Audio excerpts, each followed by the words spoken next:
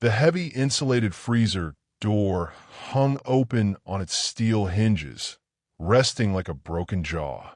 A slow wave of sub-zero fog rolled across the concrete floor of the storage hallway, carrying the thick, suffocating smell of wet ash and crushed pine needles. Nobody said a word for a long, quiet minute. Chris stood in the center of the doorway, his broad shoulders rising and falling in heavy, deliberate breaths. His knuckles were pale where he gripped the custom brass head of the maglite, the metal housing still radiating a faint, unnatural warmth against his palm. His bad knee was locked tight to keep him upright, aching with a deep, dull throb after the impact on the slick floor. Beside him, Elena slowly lowered her brass tension tool. Her hands, usually steady and methodical, were stiff with cold. She tucked the tool back in her coat pocket, her eyes lingering on the floor drain where the black frost had dissolved into a harmless, greasy film. And then there was Clara. She was leaning against the painted cinder block wall, her hands jammed deep into her trench coat pockets to hide the fact that she couldn't stop them from shaking. Her camera hung around her neck like a lead weight. Her mind, usually quick to organize every detail into neat paragraphs for the observer, was completely overwhelmed. She had spent 3 months chasing bad power grid reports and dismissed Watchmen stories, convincing herself she was investigating corporate neglect or environmental dumping. She hadn't prepared for the cold.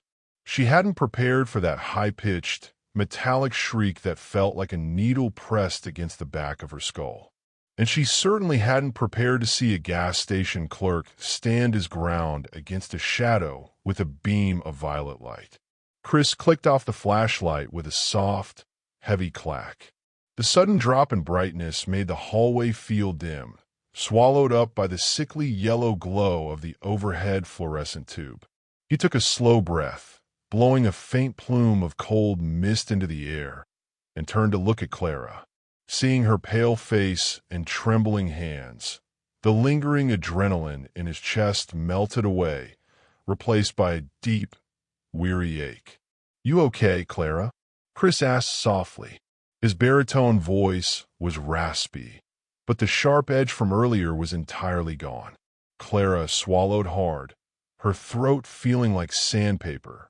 She pulled one hand from her pocket, brushing a stray lock of hair behind her ear, and tried to give him a professional nod that didn't quite land.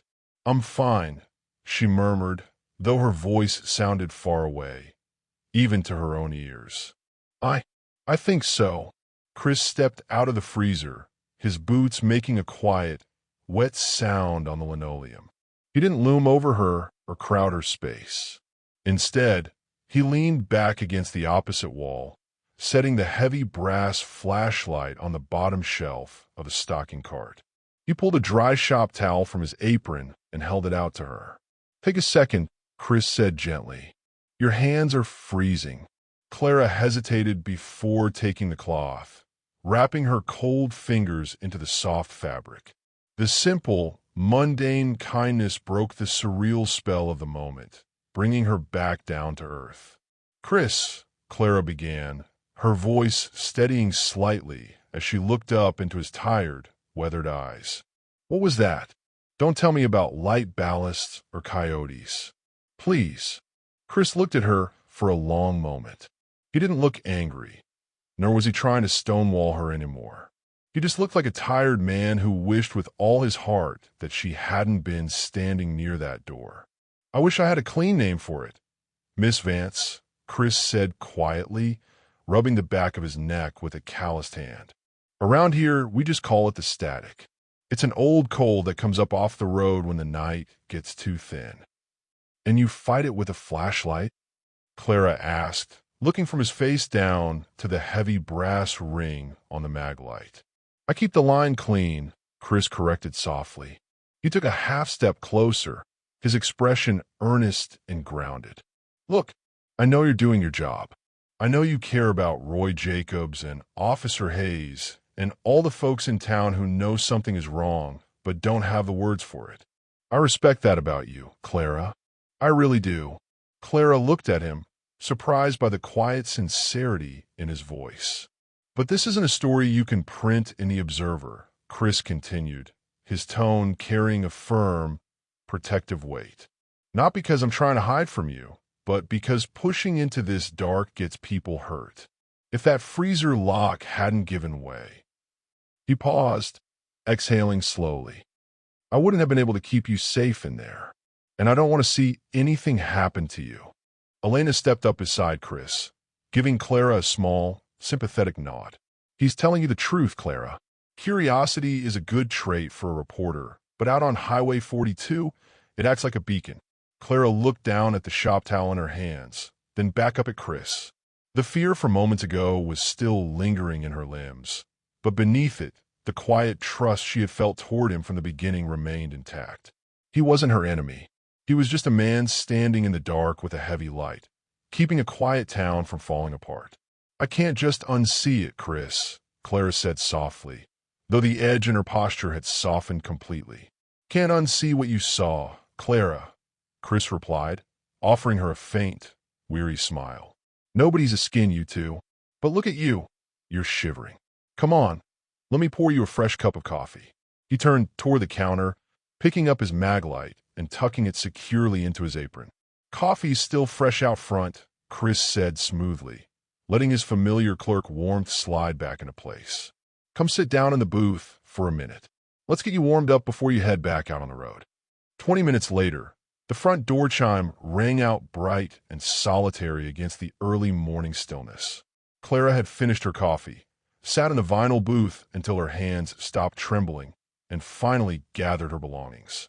She hadn't promised to stop asking questions. Chris knew her well enough already to know she never would, but she had left with a quiet, solemn promise to stay cautious. Chris watched her sedan pull on a Highway 42 through the condensation on the glass, its red taillights shrinking into the mist until they faded completely. The station fell back into its familiar hum. The steady thrum of the beverage coolers, the faint drip of the coffee carafe, the low buzz of the exterior floodlights. But the air still felt thin, stretched tight like a piano wire. Elena walked over from the storage corridor, holding 2 fresh paper cups. She handed one to Chris and leaned against the laminate counter, her dark eyes fixed on the empty highway. She isn't going to let this go, Chris, Elena said quietly, taking a slow sip. She's sharp, she's persistent, and now she knows what the cold actually smells like. I know, Chris said, his hands wrapped around the warm paper mug. He stared down at the counter surface he'd polished 1,000 times. Can't blame her, either.